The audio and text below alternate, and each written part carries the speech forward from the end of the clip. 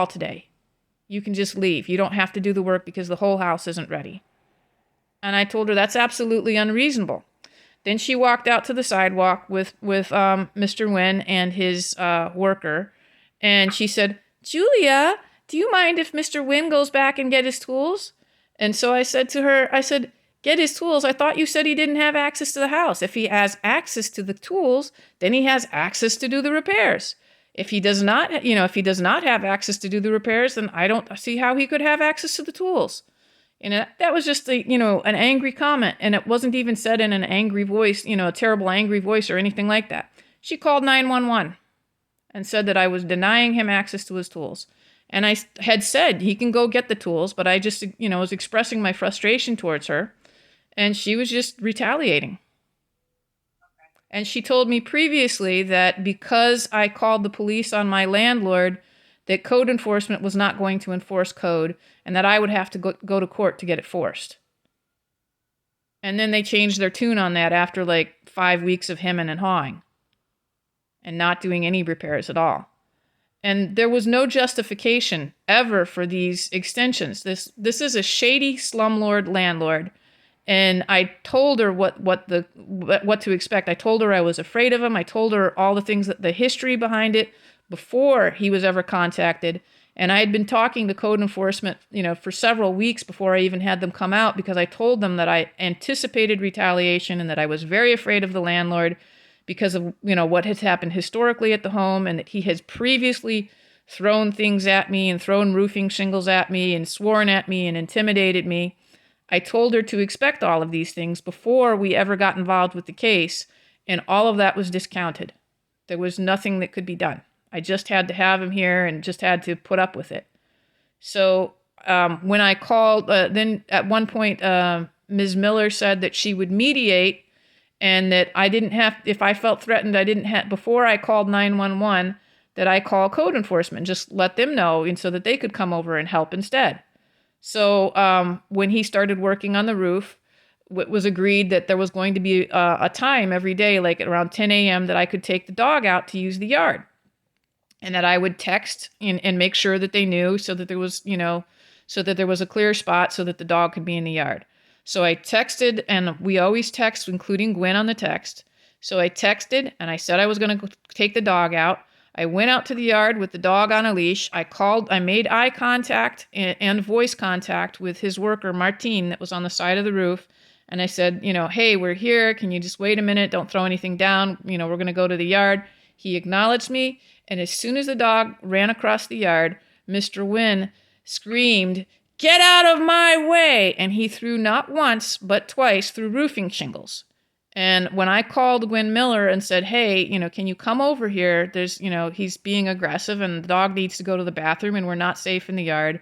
She said, "Oh, I'm sorry. This is a police matter. You need to call the police." And she said she wouldn't come out. Then she changed her mind and she showed up with I think, John Prutch. Yeah, in those kind of situations where you feel like you might be threatened, or it sounds like he was chucking something at the roof tile. So, that's definitely... Yeah, but she took the stance that he said it was an accident. And that's what I keep hearing all the time. Like, I know it's not an accident. I'm being gaslit. I told her that there was a history of abuse and things before we ever got involved. And, I've just been treated, totally gaslit and treated like, there's something wrong with me. I have video when he was like in my living room and he was working on the front door, putting the threshold on the front door. I said, "Are you done now? Can I close the door?" And he said, "Yes." So I stepped over the armrest of the sofa and went into the space where the door opens. And he shoved and forced his way in there and bumped into me. And I made a friend of mine had been on the phone and called police at that time. And I provided video evidence to the police and everything. And I have not heard back from the DA. I guess they decided not to press charges because the landlord said it was an accident. How was it an accident when he's screaming, "Get out of my way"? I'd be glad to share that video with you too. I can put that on YouTube so you can see it. But there's been a long history of abuse with the landlord and eventually with code enforcement. They just took suit. And the extensions seem to be that code enforcement tries to drag things out as long as they can until a landlord can try to retaliate against a tenant and file an eviction. Here's kind of how it works with extensions in general. We will grant extensions as long as there is some type of effort or progress being made by the property owner or whoever the responsible party is. So if he is completely ignoring us and not even trying to do anything, you're right, no extensions are going to be granted, and there's probably going to be additional fines issued at that point, right? But if there is some type of progress or he is making some type of effort and he requests an extension, we will grant it. Yeah, and that's overly lenient because you got to understand, I was having rats run across my body as I slept at night. You know, these are serious habitability issues, and the guy can come around for 2 to 4 hours a week, and he does not have another job, and that's sufficient effort for you guys to make me continue to suffer. That's not fair. That's biased in favor of the landlord. That is not biased in favor of the landlord. I apologize that you feel that way. It's unfortunate you feel that way.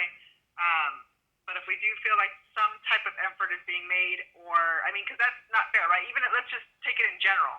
If a landlord's trying to do it for whatever reason, right? He might have another job, he doesn't have another job, it doesn't matter to us, right? As long as we see some kind of effort being made and they're trying to avoid any additional citations or fines, I mean, we will grant the extension.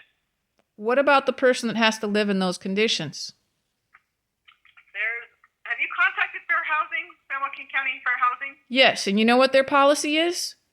Their policy is if you have contacted code enforcement, they trust code enforcement to handle the rest of it, and they will not do anything more with you once code enforcement is involved. They are still about tenant rights and landlord rights, and who did you speak to when you called over there? Robert, the director. Robert, the last name, please? I think I CC'd him on the email. I forgot his email. Okay. I can't pull up your email because, like I said, it crashes my computer. Let me get a hold of Matt and Alex. I have to get ready for another meeting. I tried to squeeze you in as good as I could today. Let me get a hold of Matt and Alex. We will tentatively schedule it for Monday at 9 o'clock. Whatever issues you have, please have them all ready. I will alert them both to make sure to make note of whatever it is that you're pointing out. And then that way they can, at that point, come back here and let me know what the update is. Okay. Okay? So just give us a little bit of time. If anything else comes up in between now and then, I thought my phone number would have came up. It prompted me to unblock my number. I know it says Stockton PD, but do you have an iPhone? No, I don't have an iPhone. Okay. I know there's a way you can look up the phone number that comes up on there. But you could email it to me. You could email it. You could email it to me. I think I did. I did already email it to you in my first email.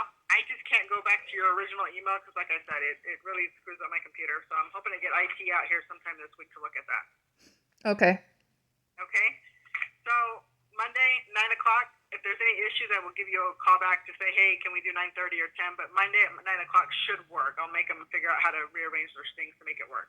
Okay. Okay? Thank you. No problem. All right. Bye-bye.